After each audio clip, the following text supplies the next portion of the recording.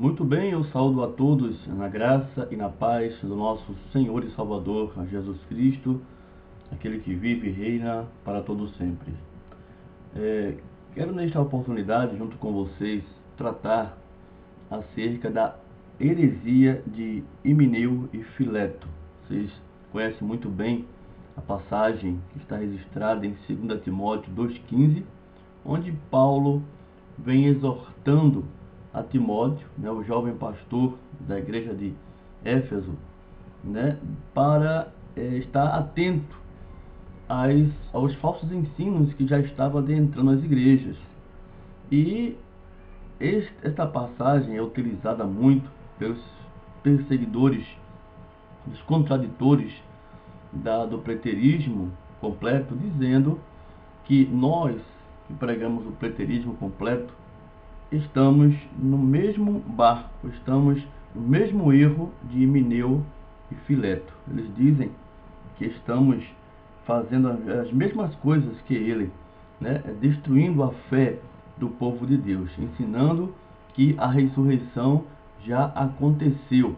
Mas será que o ensino de Himeneu e Fileto é o mesmo ensino que fazemos em consideração ao preterismo completo?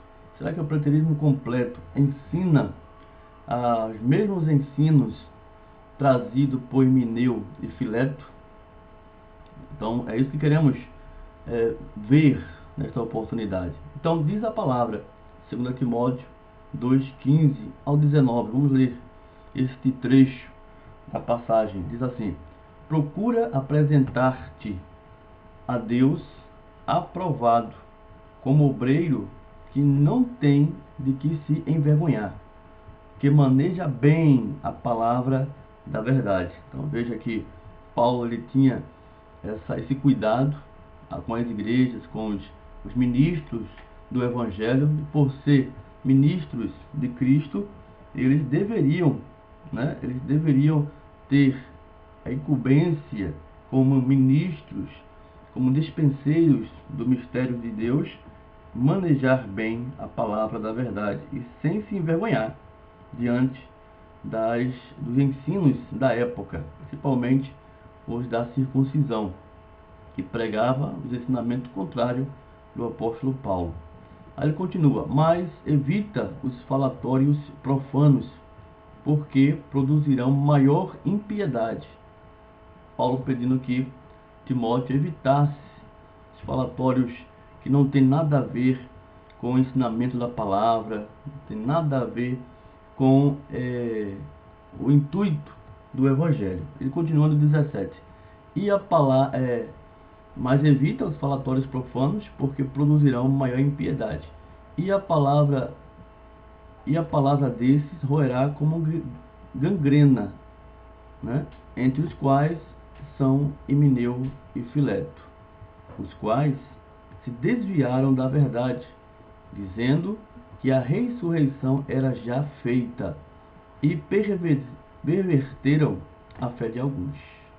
Então, Himeneu e Fileto estava trazendo um ensinamento que dizia que a ressurreição, em sua época, na época que o apóstolo Paulo já estava escrevendo essa demonstração a Timóteo, ele estava dizendo que a ressurreição já tinha acontecido, e com isso estava desviando a fé de alguns, Isso foi considerado por Paulo um ensinamento que levava as pessoas a falatórios profanos, inúteis, que produzem impiedade, erro, engano. Não era para Timóteo permanecer neste erro, não era para que ele pudesse viver batendo com essas pessoas, porque eles eram pessoas do erro, diz no versículo 19. Todavia, o fundamento de Deus fica firme, inabalável, tendo este selo: o Senhor conhece os que são seus, e qualquer que profere o nome de Cristo aparte-se da iniquidade. Então, os contraditores do preterismo completo, eles usam esse texto dizendo que estamos ensinando a mesma coisa quando falamos a respeito da ressurreição já consumada. Então, será que é isso realmente? Paulo estava se referindo ao preterismo completo quando ele escreveu essa demonstração a Timóteo? Claro que não. Obviamente que não. Por quê? O ensinamento que trazemos para o povo de Deus, na intenção santa, piedosa, de esclarecer, de abrir os olhos do povo de Deus, é que a escatologia, as profecias que se referem ao tempo do fim, né, a segunda vinda de Jesus Cristo, assim como todos os fatores que regem a escatologia, se consumou quando? Em 70, na queda de Jerusalém. Não é isso que pregamos? Não é isso que ensinamos? Quando Jerusalém ruiu em 70, quando foi invadida no primeiro século da era cristã pelos romanos, que era a nação que imperava a humanidade, eles queriam, faltavam apenas Jerusalém para exercer o domínio de todo mundo. Então eles invadiram Jerusalém, né, sobre o comando de Tito. Tito era o general do exército, Vespasiano estava no poder, era o imperador de Roma. Quando isso aconteceu, estamos ensinando que o fato aconteceu da ressurreição em 70. Himeneu e Fileto, né? Eles ensinaram isso quando? Muito antes disso. Os ensinamentos deles estavam se referindo, estava dentro de um contexto completamente fora das questões do preterismo completo. Eles diziam que a ressurreição tinha se dado ainda antes de 70. Paulo escreveu a Timóteo essa segunda epístola em 66.